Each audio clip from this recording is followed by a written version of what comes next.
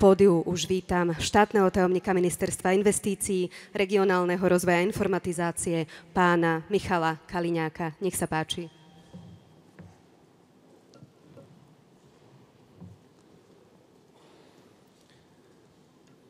Ctené dámy, vážení páni, milí komunálni lídri, členovia vlády, kolegyne, kolegovia, hostia.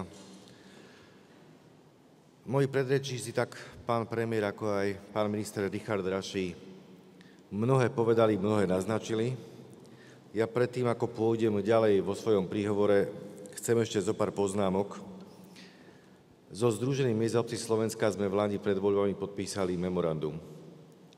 V tom memorande sme sa k mnohému zaviazali. Máme dávno po voľbách, ďaleko do volieb, a preto aj dnešný kongres je o odpočte. O tom, čo sa nám podarilo zakomponovať do programového vyhlásenia vlády, o tom, čo sa nám aj v diskusii s vami podarilo za rok presadiť, a dnešok aj o tom, čo chceme spolu s vami urobiť ďalej, v tom ďalšom roku. Je to férové, je to transparentné a nechceme, aby ste boli zaskočení niečím, čo nevzíde zo vzájomnej diskusie. Dámy a páni, naďalej budeme konzultovať všetky eurofondové výzvy s územím. Robíme tak od 22. decembra minulého roka. Neprestaneme s tým, budeme to robiť naďalej a budeme si želať, aby to isté robili aj ostatné ministerstvá. Samosprávy, ktorým sú eurofondové výzvy určené, majú byť spolu architekti a majú nadiktovať to, aké parametre sú vhodné na to, aby táto výzva pomohla, aby každá výzva pomohla. Ak tu pán minister a aj pán premiér hovorili o mape partnerstva, my sme tú prvú mapu, prvú vodu predstavili v máji. Dnes môžeme s čistým svedomím povedať, že je to platforma, na ktorej je veľmi veľa informácií, ktorá je najlepším kompasom zorientovať sa v spleti rôznych víziev.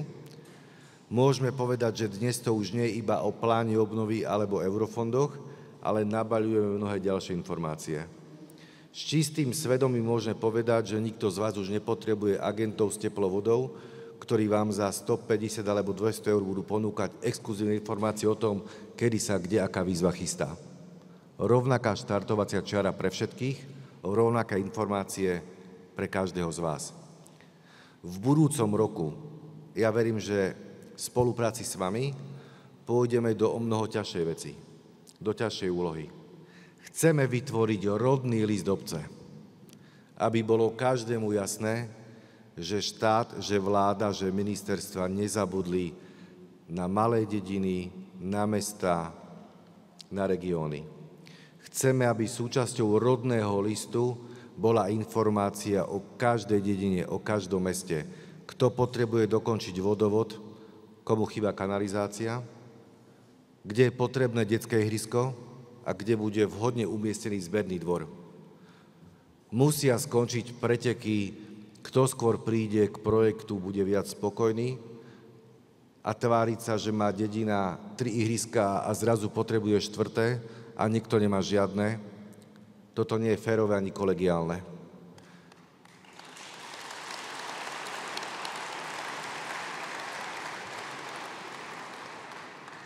Žiť v presvedčení, že zberný dvor musí byť súčasťou každej dediny, je mylná predstava a takáto predstava by zabila každého, ktorý mal problém zagarantovať udržateľnosť takéhoto zberného dvoru. Preto táto mapa partnerstva, preto rodný list obce a preto za účasti vás. Urobme si spolu to, aby sme vedeli, komu ako budeme pomáhať, aby sme Brusel presvedčili pri tvorbe nových eurofondov, že to je mapa, toto je rodný list a toto sú naše spoločné úlohy, na ktoré chceme peniaze.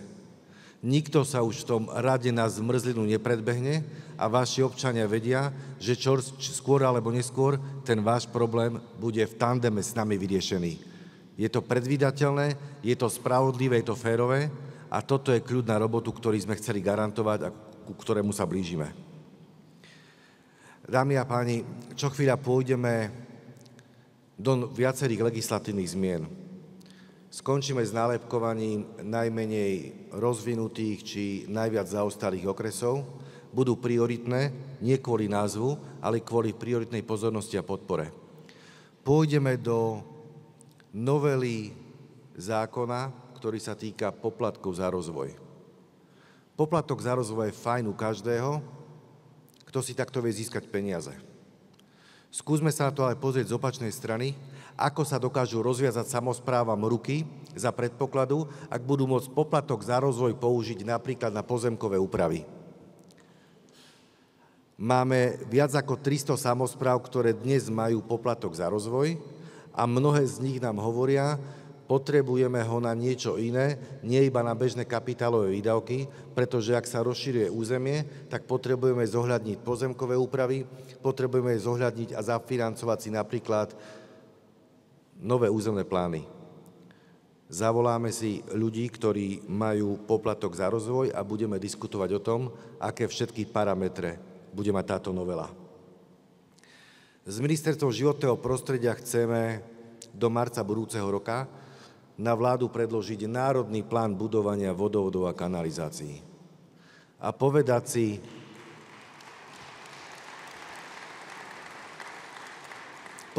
že voda a kanál nemôže byť výnimočnosť, ale musí byť samozrejmosť.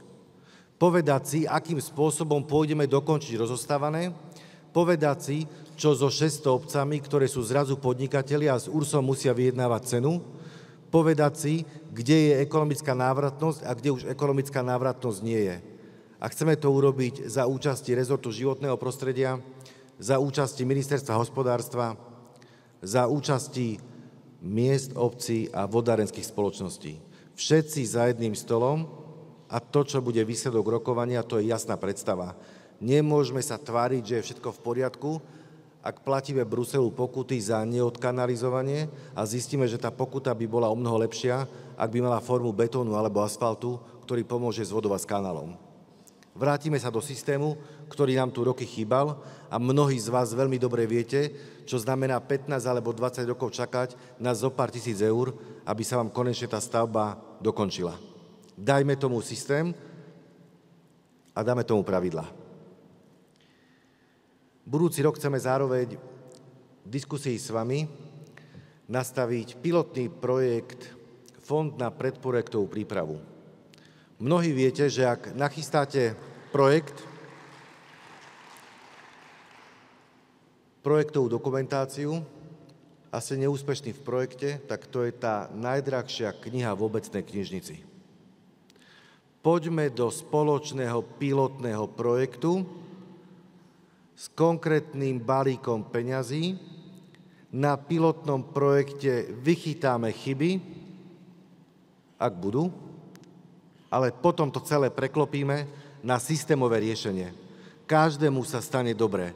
Nám, pretože sme to spolu s vami urobili a všetkým, čo prídu po nás, sa stane dobre, lebo konečne máme systém a vieme, odkiaľ vieme získať a použiť peniaze na projektové dokumentácie a vieme, že spárujeme projektovú dokumentáciu s eurofondovou výzvou, pretože táto výzva je súčasťou záväzného harmonogramu výziev, ktorý máme zverejnený na webe. Pán minister Richard Raši spomínal na konkrétnom príklade, ako sme sa dokázali vysporiadať s nebezpečenstvom rezortizmu a bolo to na príklade ministra Richarda Takáča vo vzťahu k Slovenskému pozemkovému fondu. Ale sme na začiatku. Tých problémov s pozemkami je ešte tona, je kilometer. Postupné kroky dokážu vyriešiť systémové veci. Aj preto budúci rok s vami, v diskusii s vami, chceme vytvoriť model, vďaka ktorému prázdne štátne budovy a pozemky môžu byť pre vás využité, prevedené bezodplatne, ak máte záujem na verejnoprospešný účel. Na čo ísť zastávať nový pozemok, ak môžete mať zadarmo pozemok od štátu, na nájomné byty, na zariadenia pre seniorov, na čokoľvek, na čo potrebujete vy alebo želajú občania. Poďme gazdovať s tým, čo máme a ak o to máte záujem vy, má to väčší efekt, ako platiť poistku za budovu, ktorá je prázdna, ako ju v zime temperovať a v lete, aby pavučinu strážila SBS-ka. Toto je plán na budúci rok, ku ktorému, dámy a páni, musíme dať ešte zo pár vecí navyše. Naďalej chceme byť súčasťou rezortných dní a každý týždeň chceme byť s vami. Neraz vaše trpké skúsenosti sú najlepšie vety v dôvodových správach na zmeny. V tom budeme pokračovať. Budeme pokračovať aj v oblasti, ktorej som sa zatiaľ nevenoval, a to je digitalizácia.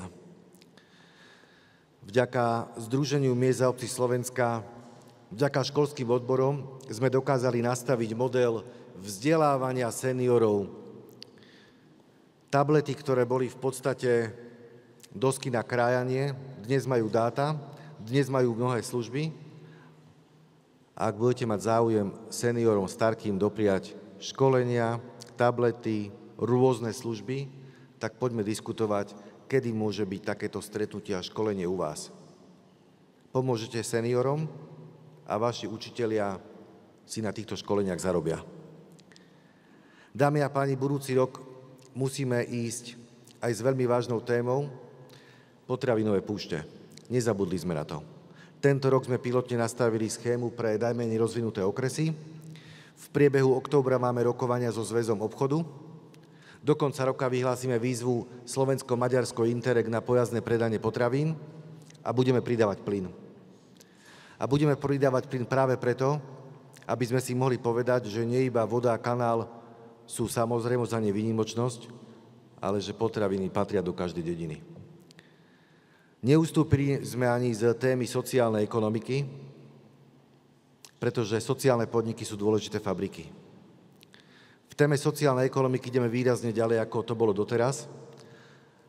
Aj vďaka vám máme v každom regióne veľmi veľa príkladov dobrej praxe, ktoré sú tou najlepšou inšpiráciou pre ďalších.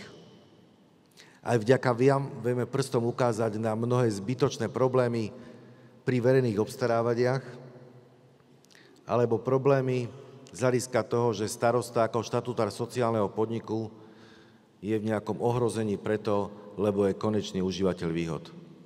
Nie je konečný užívateľ výhod. Konečným užívateľom výhod sociálneho podniku sú ľudia, ktorí majú robotu a obce, pre ktoré sociálne podniky zabezpečujú služby. Budeme musieť si spolu sadnúť a ukázať, že jedna vec je paragraf, ale úplne iná vec sú životné situácie ľudí. Dámy a páni, úplne v závere mi dovolte vyjadriť osobnú nádej, že ak to všetko, čo som teraz povedal, sa podarí do budúceho stretnutia v budúcom roku, do ďalšieho kongresu, budem strašne rád. Dali sme si na seba poriadnu kladu, pretože tu prezentujeme veci, ktoré chceme za rok splniť. Budeme vás vo veľkom otravovať, lebo nič lepšie nie ako silný mandát z regiónov. Nezmenili sme po voľbách ani retoriku, ani jazyk.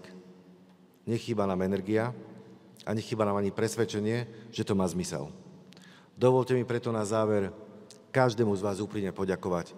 Nielen za tie stretnutia, ktoré sme absolvovali za ten rok na rezorte, ale poďakovať aj za to, že ste sem merali cestu, že máte záujem diskutovať a hlavne za to, že v diskusii s vami sa neskloňujú problémy, ale riešenia. A to je ten najlepší správny krok k tomu, aby sme si v budúcnosti mohli povedať, že to, čo za nami ostalo, bola úprimná snaha meniť veci a to, čo žijeme, je presne to, čo sme si sami dopriali. Riešiť veci pragmaticky, riešiť veci tak, aby boli užitočné, aby boli udržateľné. A za to všetko vám ďakujem veľmi pekne.